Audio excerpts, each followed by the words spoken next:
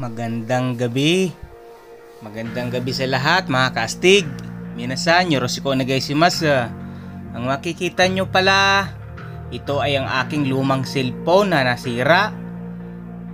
At para magamit ko ang aking lumang cellphone dahil gusto ko ngang magamit ang mga video or mga picture, ang ginawa ko dito ay umorder ako ng bagong cellphone at pinagpalit ko ang lamang loob.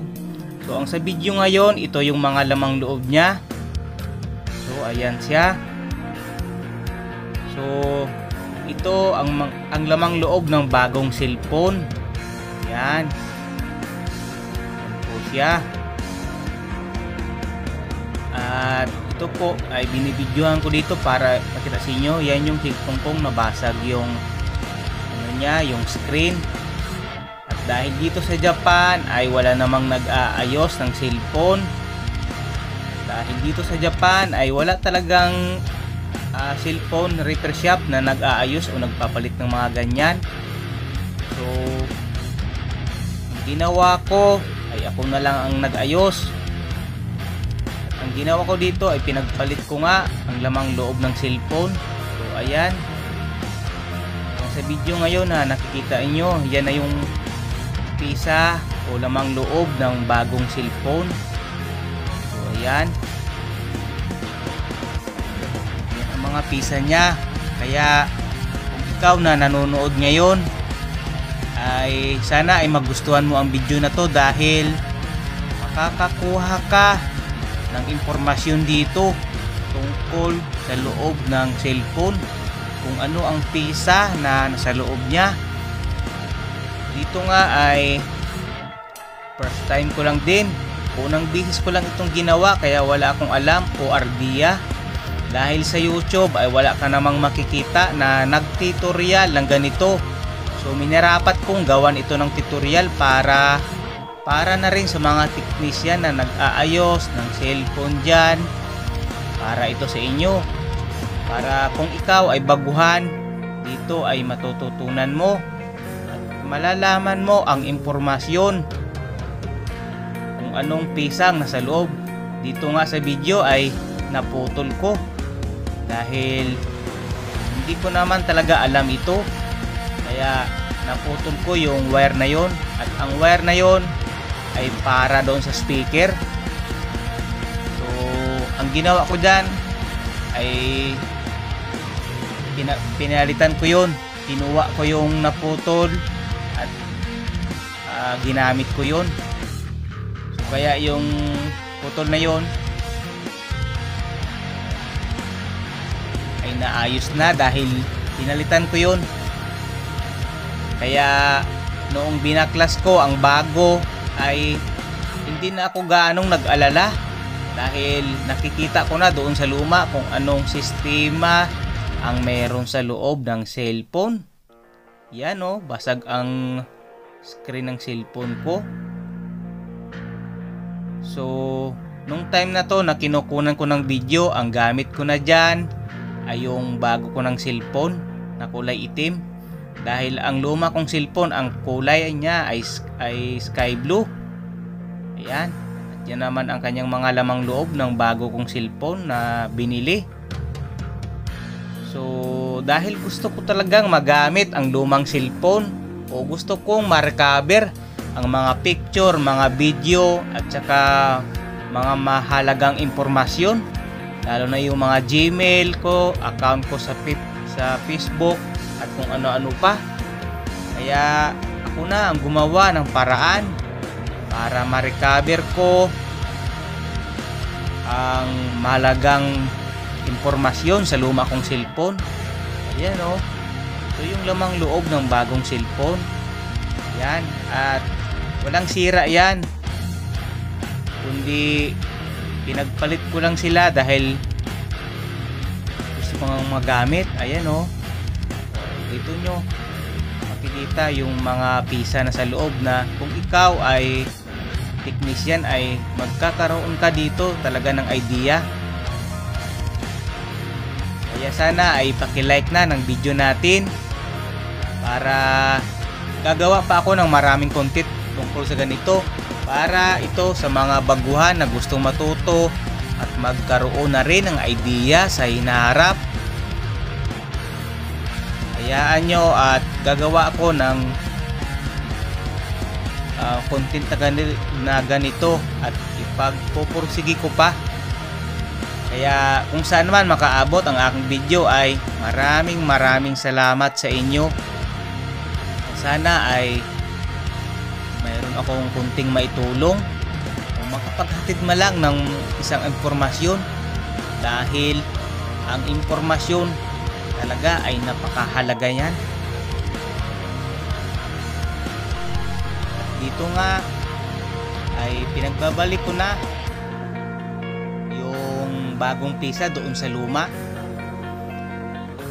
Kailangan ko lang ibalik para matago at para na rin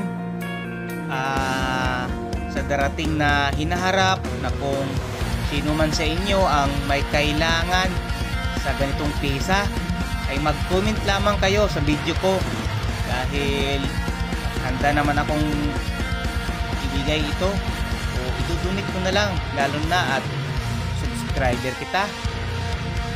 So yan o, ay dito nga ay kinakabit ko na. Ayan, at makikita mo dyan ang aking mga pinagagawa. Ayan yung mga lamang loob niya. Dito nga ay makikita mo, ito yung kanyang kamera. Ayan, ayan ang kamera ng Oppo. At yung makikita nyo naman na yun na parang bakal ay mayroong tornilyo dyan na nakalagay na hindi mo dapat kalimutan. So dahil unang bisis pa lamang ito at wala pa talaga akong maayos na gamit para sa ganito, dahil ito ay emergency lang. Hayaan nyo, sa susunod ay bibili ako ng tamang gamit para sa mga ganito. At dito nga pala ay binaklas ko uli dahil nakalimutan ko ibalik yung wire na para sa battery ata yun. Yung dalawang wire na to, o yan ang supply ng battery. So binaklas ko siya uli at ngayon ay binabalik ko na naman siya. So napakahalaga yan dahil meron kayong makukuhang impormasyon dito kung ano ang isa sa loob. Kita na natin yung tornilyo. Ito yung sinasabi ko kanina na nakalimutan ko, yung dalawa na to. So, dito to. Kita sa kiwa. Ito ni sa kara.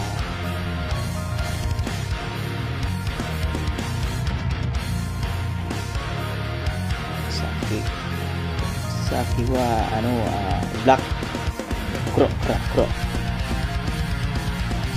Pero hindi, pinag-aralan pa lang natin yan. Ayan, ito. So, sa tabi sinabi ko yan, may mga sakit na dito. Yan o, yan. Tututan nyo yan.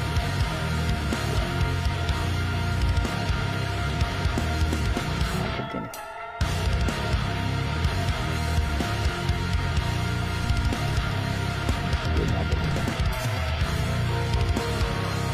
So ayun na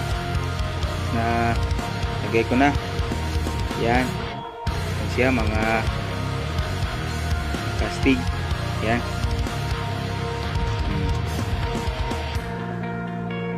Sa diba, so ngayon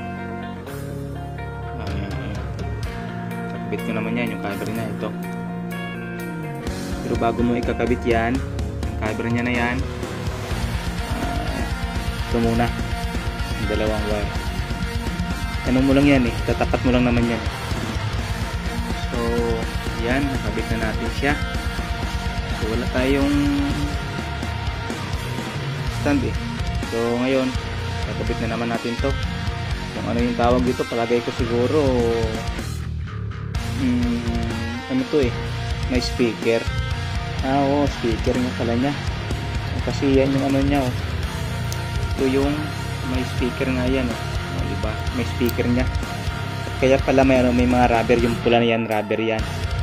Oh, ito naman yung socket ng LCD. Kaya yung pula na yan, may rubber din yan para hindi nababasa ng tubig. So ilagay na natin yung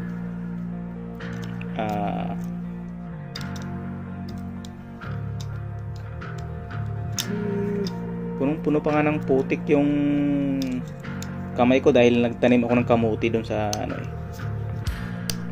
kamuti at mga patatas doon. Tanim ko ng gulay ba. Ayan.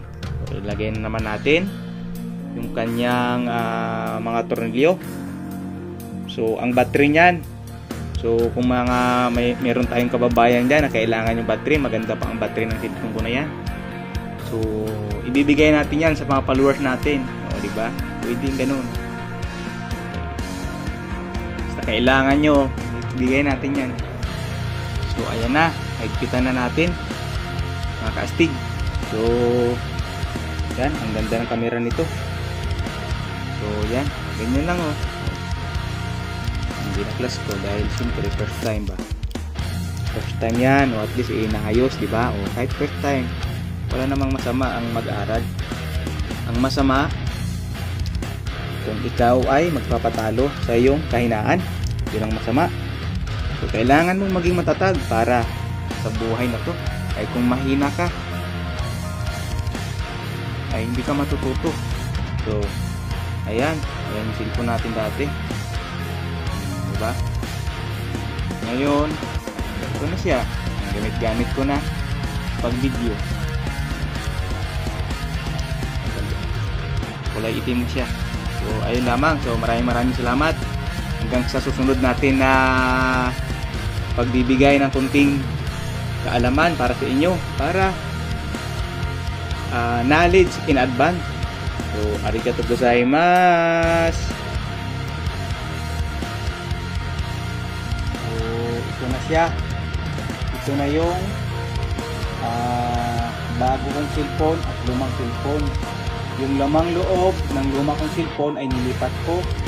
Kaya yan ngayon, iniilit ko na siya para may upload ko at nakita nyo na.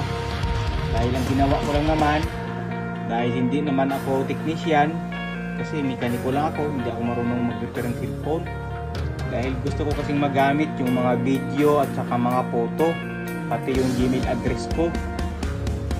So hindi ko ma-recover yung Gmail address ko dahil kailangan talaga ang cellphone na to. So ang ginawa ko ay bumili ako ng ganyan at nilipat ko.